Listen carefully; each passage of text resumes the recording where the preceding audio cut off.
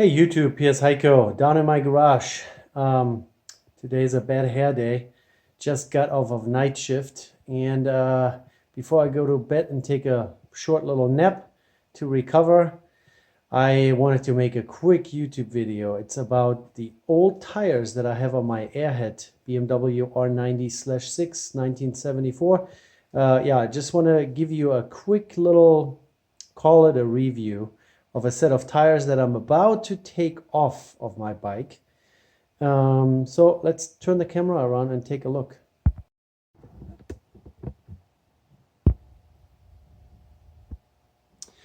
So here are my two wheels, rear wheel, front wheel, off of a 1974 R90/6.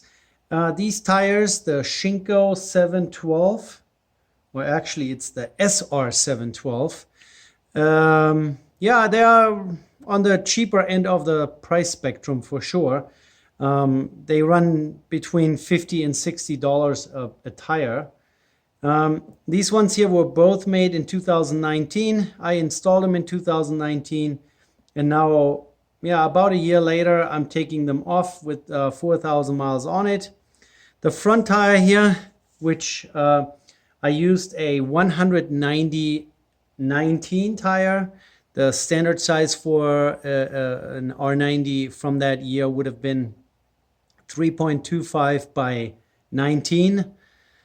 There are only a few tires that you can choose that actually come in those standard sizes. A lot of guys switch to metric sizes, even though it's not a straight swap.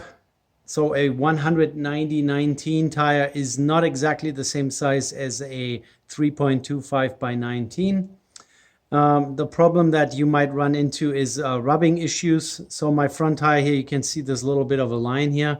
It was rubbing against the fork brace, which is a little bit adjustable, can be raised and lowered a little bit. So I was able to alleviate that problem, and then it was running fine. The rear tire is a 110/90/18, and the standard size for a 74 R90 would be a 4.00 by 18. So both are not a straight swap. This one is a little wider than the standard tire. Some people like it. I really, only was looking for a affordable tire at the time to get my bike rolling, and so I can do some shakedown runs. Now we're pretty much at the point where this tire has turned into a slick. Here in the front, you can see these sibes. They are actually pretty aggressively deep. They were the same way here at the rear tire. Now it's completely worn. In some sections, it's already completely gone. So they definitely have to come off. 4,000 miles is not the greatest longevity of a motorcycle tire, but it's also not uncommon. I'm assuming they made it out of a rather soft rubber compound, so it gives you good grip. But of course, that will then shorten the life expectancy.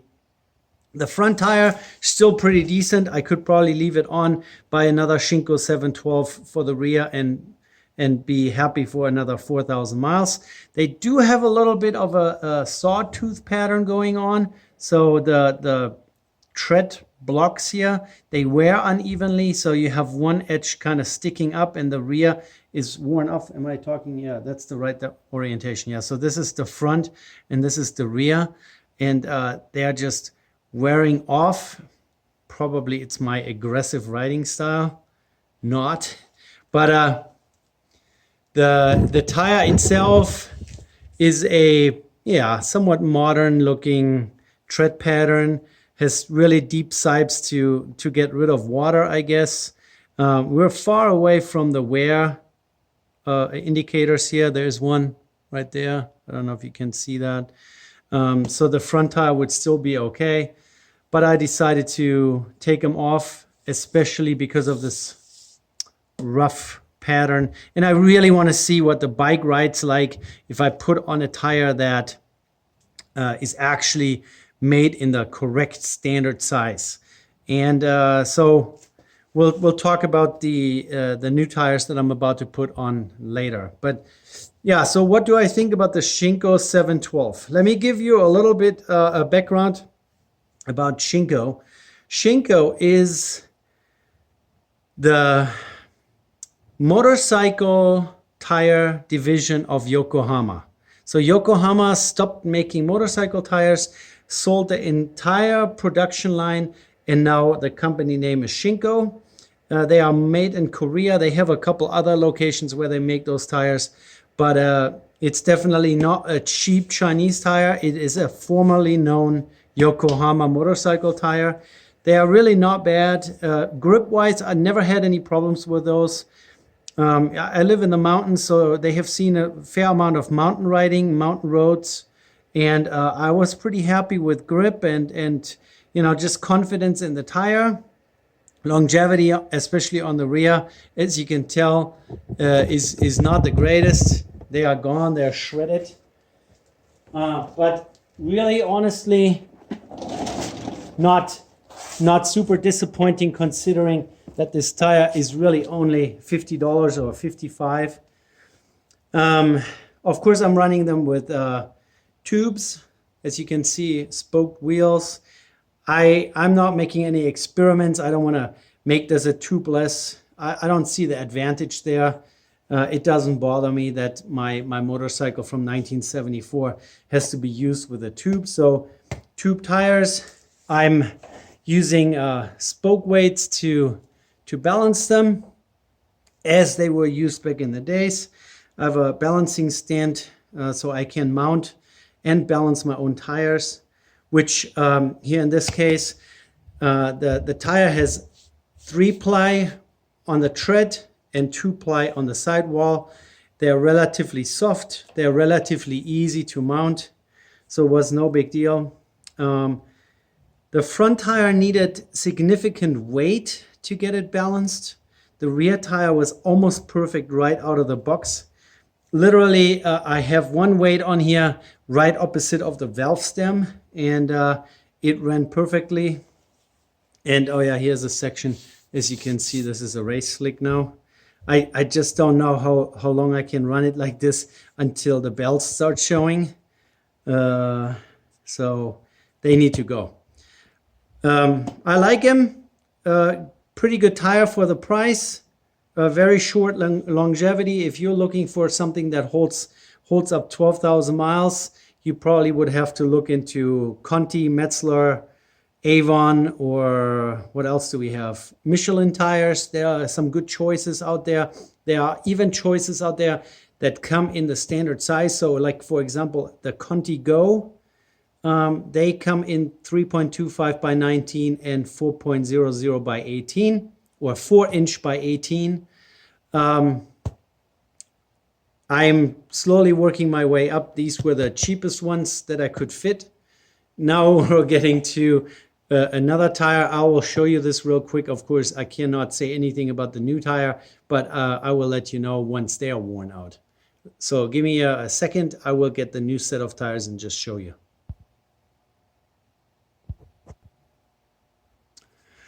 So these tires now are 3.25 by 19 front and 4 by 18 rear. And the model that I chose this time is an IRC GS11, which I really honestly don't know much about this tire brand. They have been around a long time. It's a Japanese tire brand. I don't know exactly where those are made here. It's probably written on here somewhere. Oh, made in Japan, actually. So made in Japan. They kind of imitate the tread pattern that was used back in the 70s and 80s. And some people like those classic looking tires. Some people don't. Some people say they follow every groove in the pavement. I just wanted to see. These are, I want to say, $60 to $70 a tire, maybe $80 depending on where you buy it. So I'll try them out, and I will let you know what the life expectancy is and the handling is like. Of course, they're going to be a little skinnier, so they're definitely skinnier tires than the ones, the metric size tires that I'm about to pull off.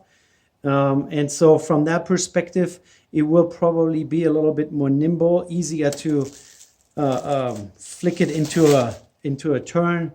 Not saying that with those metric tires it was difficult, really, by no stretch of imagination. It was difficult to ride.